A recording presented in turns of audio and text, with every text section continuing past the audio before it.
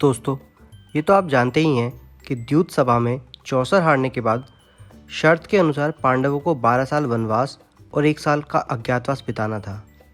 अज्ञातवास की शर्त ये थी कि इस अज्ञातवास में अगर पांडव पहचाने गए तो पांडवों को दोबारा 12 वर्ष का वनवास और 1 वर्ष का अज्ञातवास बिताना होगा।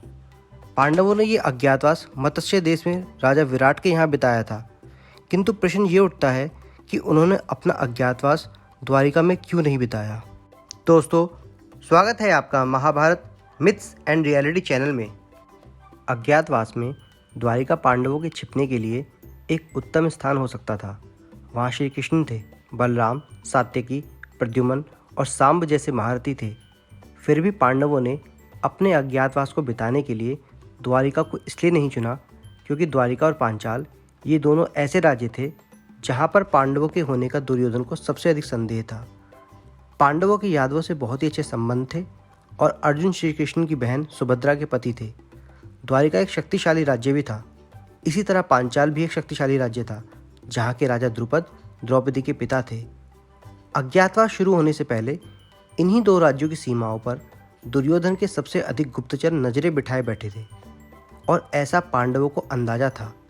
इसलिए अज्ञातवास शुरू होने से पहले उन्होंने अपना रथ द्वारका की तरफ छोड़ दिया। उस रथ में पांडवों को जानकर गुप्तचरों ने रथ का पीछा किया, किंतु बाद में समझे कि इसमें पांडव नहीं थे। इस घटना का उल्लेख गुप्तचरों ने दुर्योधन को कुछ ऐसे दिया। हे महारथी, हमने पांडवों का पीछा करने की कोशिश की, किंतु हम उनके पदचिन्हों को खो बैठे। कुछ समय हमने उनके सारथियों का पीछा किया, परंतु वो रथ बिना पांडवों के ही द्वारिका पहुंचा। इन सब के अतिरिक्त पांडवों को द्वारिका में सभी अच्छी तरह जानते थे। श्री कृष्ण बलराम से अलग सात्यकी, प्रद्युम्न और सांब अर्जुन के शिष्य थे। वैसे ही महारानी रुक्मिणी और सत्यभामा द्रौपदी को बहुत अच्छे से पहचानती थी। ऐसा ही हाल पांचाल का था और बहुत हद तक संभव है कि दुर्योधन के गुप्तचर द्वारिका और पांचाल के दरबार में पहले से हों। इसलिए एक जरा सी भूल भी पांडवों के लिए बहुत ही संकटपूर्ण हो सकती थी। इन्हीं सब कारणों से पांडवों ने द्वारिका या पांचाल या मद्र को नहीं चुना और अंत में मत्स्य देश को चुनने के समय युधिष्ठिर ने अपना निर्णय ऐसे सुनाया। मत्स्य देश सुंदर है, शांत है और समृद्ध है। वहाँ के राजा विराट वृद्ध, दयालु, धार्मिक और अन्न धन से संपन्न है। इसलिए मत्स्य देश हम पांडवों की रक्षा करेगा।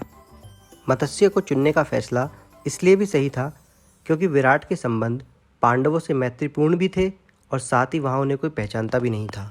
दोस्तों, अगर आपको ये वीडियो अच्छा लगा और आप महाभारत से रिलेटेड मिथ नहीं फैक्ट्स जानना चाहते हैं तो इस चैनल को सब्सक्राइब कीजिए और बेल आइकन पर प्रेस कीजिए। Thank you.